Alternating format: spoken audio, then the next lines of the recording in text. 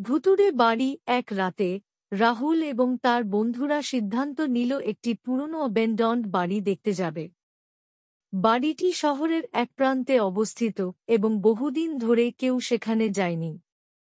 মানুষের মধ্যে নানা রকম গুজব শোনা যায়।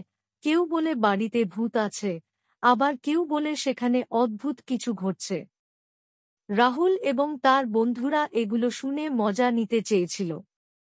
তারা বাড়ির দিকে পা বাড়াল, কিন্তু যতই তারা বাড়ির কাছে পৌঁছাল, ততই একটা অদ্ভুত শীতল বাতাস তাদের চারপাশে ঘুরতে শুরু করল।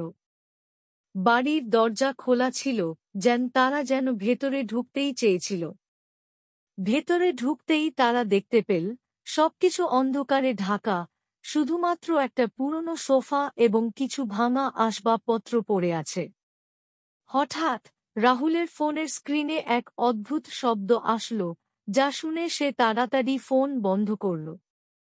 তার বন্ধুরাও কিছু না বলে আরেকটি কামরায় চলে গেল। পৃথিবী থেকে বিচ্ছিন্ন এই বাড়িতে তাদের কিছু যেন অদ্ভুতভাবে টানছিল। হঠাৎ রাহুলের একটি বন্ধু চিৎকার করে উঠল। সে বলল, আমাদের চলে যেতে হবে, এখানে কিছু ঠিক নেই। তারা বেরিয়ে আসতে চাইল, কিন্তু দরজাটা আচমকাই বন্ধ হয়ে গেল। রাহুলদের গায়ে কাঁটা দিয়ে উঠল। ঠিক তখনই পিছনে একটা অস্পষ্ট চিত্র দেখতে পেল। একটি সাদা পোশাক পরা ছায়া তাদের দিকে এগিয়ে আসছিল। রাহুলের চোখের সামনে ছায়াটা থেমে গেল এবং হঠাৎ খুব গভীর কণ্ঠে একটা শব্দ শোনা গেল, এখান থেকে যাও, না হলে তুমি ফিরে আসবে না।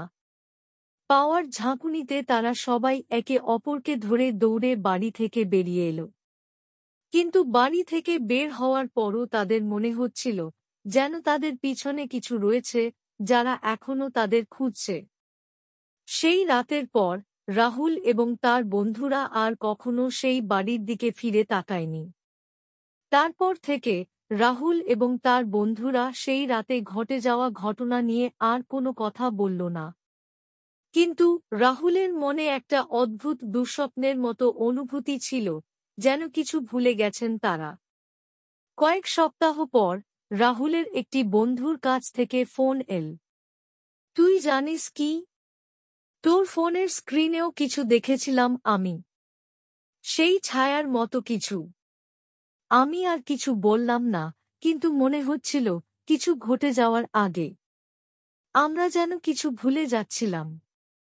রাহুল কিছু বলার আগেই তার বন্ধু একেবারে হোঁচ খেয়ে হালকা একটা শ্বাস ফেলল এবং ফোনের অন্য প্রান্তে নিস্তব্ধতা বয়ে গেল।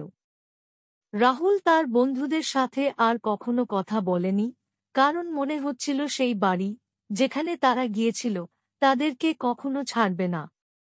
হয়তো কিছু পুরনো রহস্য ছিল যা আরও গভীরে চলে গিয়েছিল, কিন্তু তারা সেটা জানত না।